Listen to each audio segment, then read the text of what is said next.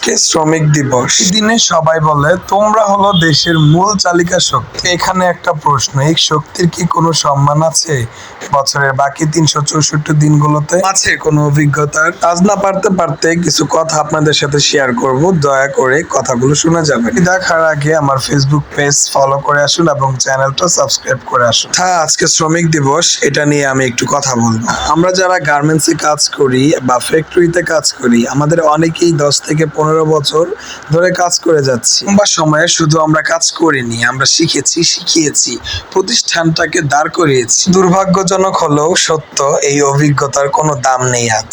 নতুন লোক আসছে যাদের কোনো অভিজ্ঞতা নেই, অনেকের কাজের দক্ষতাও নেই। পরিচয় আত্মসামত দিয়ে তারা বসে যায় আমাদের মাথার উপর। কাজ করি আর তারা করে রাজনীতি, ঘুরে আসি, রাত করে ফিরি আর তারা ঘুরে বেড়ায়, আড্ডা দেয়। তারপরও বছর শেষে তাদের ইনক্রিমেন্ট বাড়ে। আসল কাজটা করে তারা পড়ে থাকে এক জায়গায়। অনিয়ম দেখলে একটা সময় কাজ করার মন মানসিকতাই নষ্ট হয়ে যায়। ছোট ভুল করলেই পুরনো শ্রমিকদের বকাঝকা, বদলি, শাস্তি।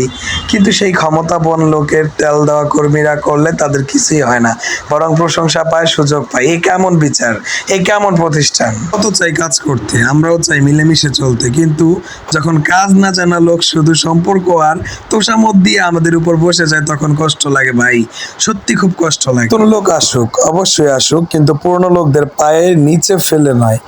কাজের বিচার কাজ দিয়ে হোক, তেল দিয়ে নয়। প্রতিষ্ঠানটিকে অভিজ্ঞতা আর ন্যায় বিচারের উপর। আর যদি শুধু পরিচয় আর রাজনীতি চলে, তাহলে একদিন সব ভেঙে পড়বে, কারণ ভিতরে কোনো ক্ষোভ আর হতাশা জমে যায়। শ্রমিক দিবস, এই কথাগুলো বললাম কারণ 364 দিন তো আমাদের কথা কেউ শোনে না।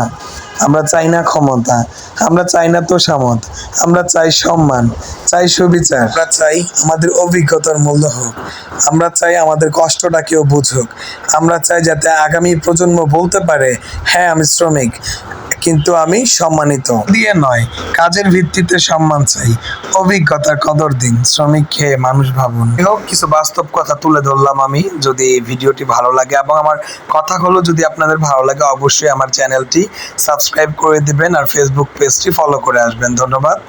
এই সাজনা গাছটা হলো আমার এক আপুর বাসায়, সেই আপুর বাসায় চলে গিয়েছিলাম আমি সাজনা কোরানোর জন্য। এই ভিডিওটার মাঝামাঝি দিয়ে আমি ভয়েসটা তৈরি করেছি।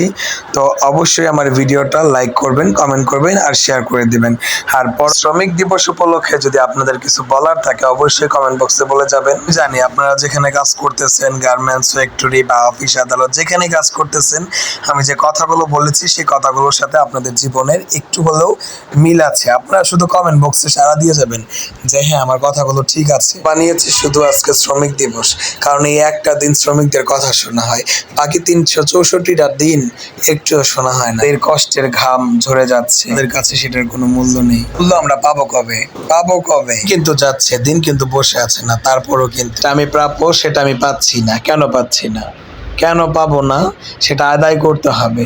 হোক প্রতিবাদের জন্য একটু কালার হওয়া, তারপরেও সেটা আদায় করতে হবে। সবাই বেশি বেশি করে সাজনা খাবেন, সাজনাতে প্রচুর পরিমাণ ভিটামিন রয়েছে। টাটা, সবাই ভালো থাকবেন, আল্লাহ হাফেজ।